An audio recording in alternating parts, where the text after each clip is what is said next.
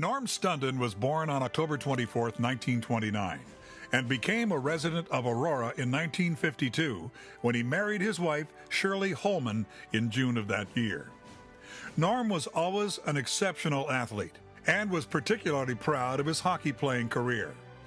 Like all exceptional players of that era, however, family and employment duties made professional sports just a dream. His family recounted the major highlights of his sporting life for us, and they should know, because sport was clearly an important part of the Stunden family. When Norm followed his heart and his wife to Aurora, he brought with him his passion for sport. He immediately signed up and played for the 1952 Aurora Softball League championship team. He became interested in his new hometown from the friends he met and the experiences he had. This began the first of his many accomplishments over the next 5 decades.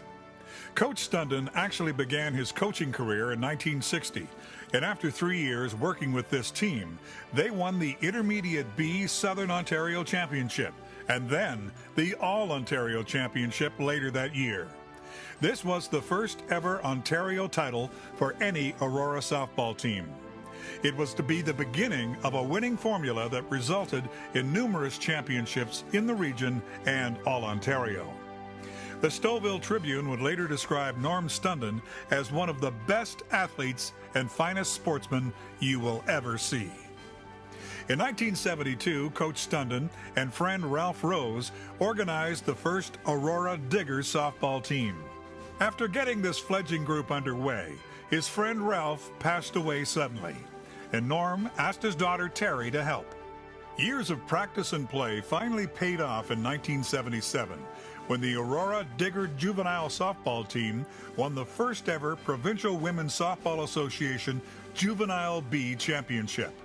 As this group of diggers matured, Coach Stunden continued to coach them with his good friend Chuck Cowie. They were now called the Senior Diggers, and in 1983, they had their best year, winning 7 tournaments and captured the Ontario Women's Intermediate Championship. Coach Stunden worked with the team until 1987. Norm, however, continued to coach in the Aurora Women's Softball League after that 1987 season, until he retired from coaching on a winning note in 1990 with a league championship, completing a 38-year history of coaching and community service in Aurora. His greatest tribute, however, came from those matured senior diggers as they continued to stay in close contact with Norm and his family until his passing on September 23, 2012. My best memory of Norm is his memory. He could tell you about any game, even if it was 40 years ago, right down to the last detail. He was just such a gentle man and a caring person, and he made you feel very special. Norm was not only a good coach, but he became a good friend, him and Shirley, and we still kept in contact with him, and he was a part of our lives, not just because of a coach, but because he was a friend and a mentor. Norm never got mad. Even if you made an error, he made you feel better, and you wanted to go out and play better for him. The very first year that I was with him, I learned more about the game than I did in all the years prior to that. Well, Norm always used the same signals when he was coaching, no matter who he was playing against, and that didn't seem to bother him. So here you go, Norm. The bunt's on. The legacy of the sport of softball continues in Aurora thanks to Norm Stunden. The Aurora Diggers Girls Softball Association continues to operate in this community, bringing Norm Stunden's love of the game to Aurora girls and their families. His coaching legacy remains for others to follow. Coach Stunden's contributions to sport resulted in numerous citations from the town of Aurora and the province. His energy, enthusiasm, and determination on and off the field, as well as the positive effect he had on his players, their families, and friends over his long coaching career, is forever enduring. We are proud to have him as a member of the inaugural class of inductees to the Aurora Sports Hall of Fame in 2013.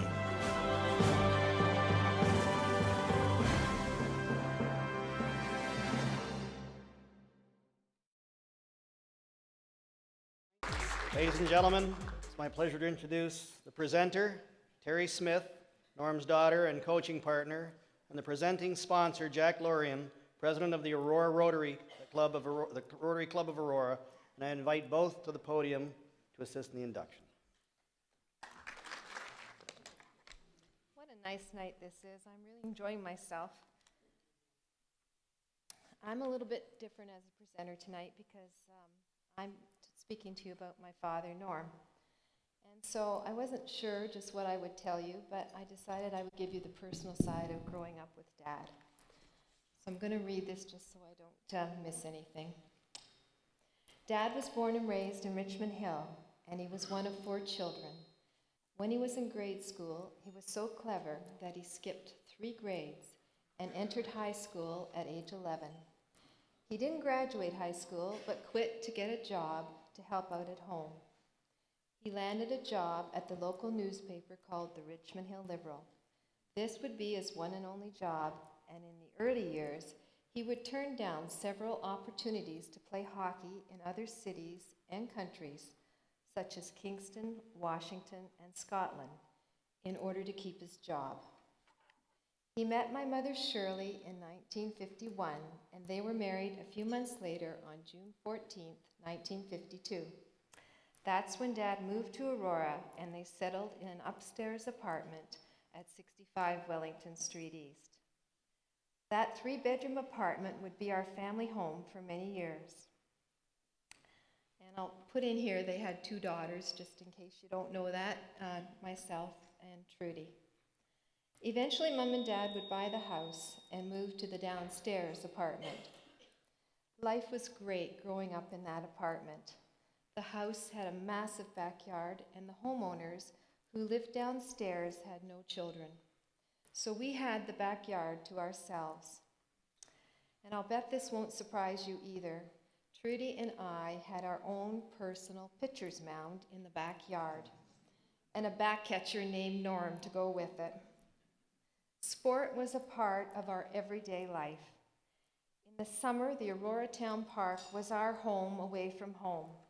During the years that Dad coached and played softball with the Aurora Glenville Dairy team, he would spend numerous hours at the park.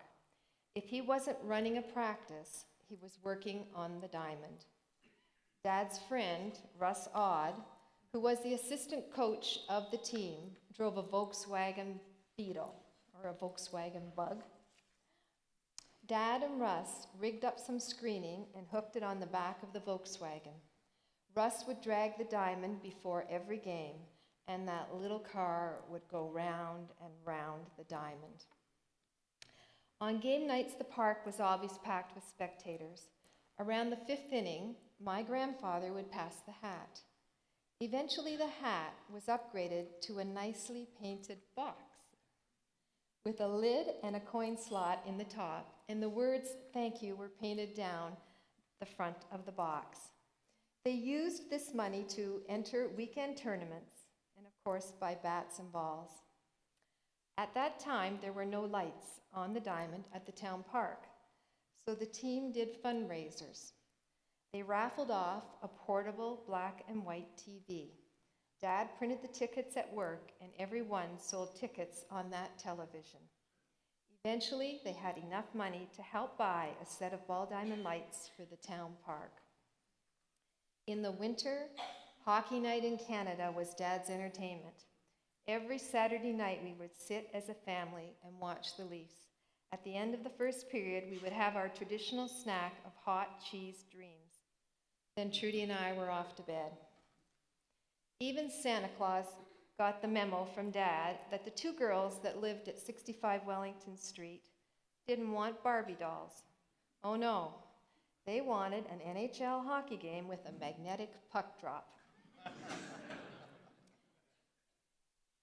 Can't know Dad's disappointment on Christmas morning when that magnetic puck drop didn't work. I'll say that 3 times.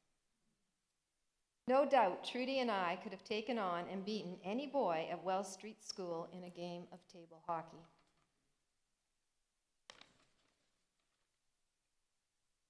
Dad used to say we gave him his gray hairs, but honestly, I think those Digger girls may have given him one or two as well. I'm sure there are a lot of parents in this room tonight that know how hard it is to raise teenagers. One can only imagine how Dad felt being responsible for about 15 teenage girls, all gathered at Fleury Park. Picture this. Here would be a dugout full of teenage girls, and directly behind them, separated only by a wire fence, was a bleacher full of teenage boys. Dad had to have strict rules. The main two were no drinking and no smoking. I know he did his best to enforce those rules, but when the girls became drinking age, I'm sure it was a different story. One thing is certain, he would not have continued to coach year after year if he didn't enjoy every minute of it. In 1980, Dad's friend Chuck Cowie joined the Diggers as an assistant coach. Chuck and his wife Phyllis and Dad and Mom became great friends to the Aurora Senior Diggers. A magical bond was formed between the girls and these two couples. It is a bond that remains in place today. And since Dad isn't here to thank all the girls, I wasn't going to do this, but with the girls, there's a lot of them here. Would you just stand up for a minute, because it's nice for everyone to see all the girls that came to support Dad.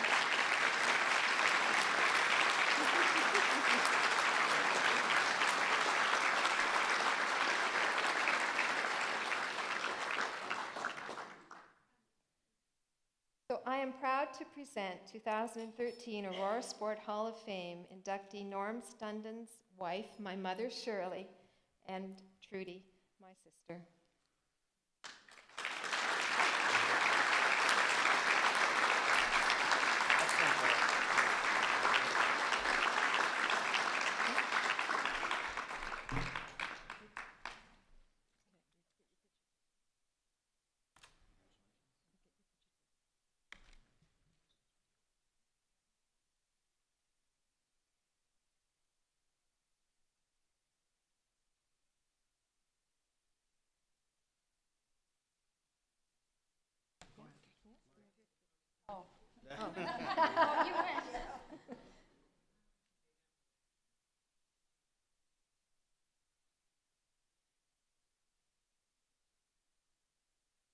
Anyhow, good evening. If you haven't figured it out, I'm the youngest daughter, Trudy. First of all, I would like to thank my sister Terry. I think she did a wonderful job, and I know my dad would be so proud.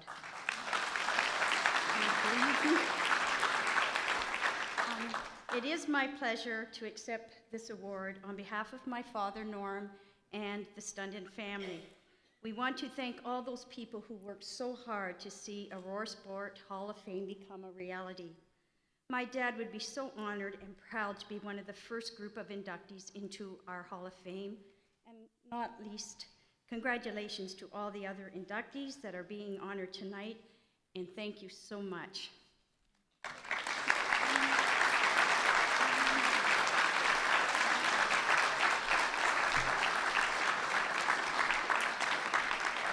Ladies and gentlemen, I present to you posthumously inaugural inductee Norm Stunden.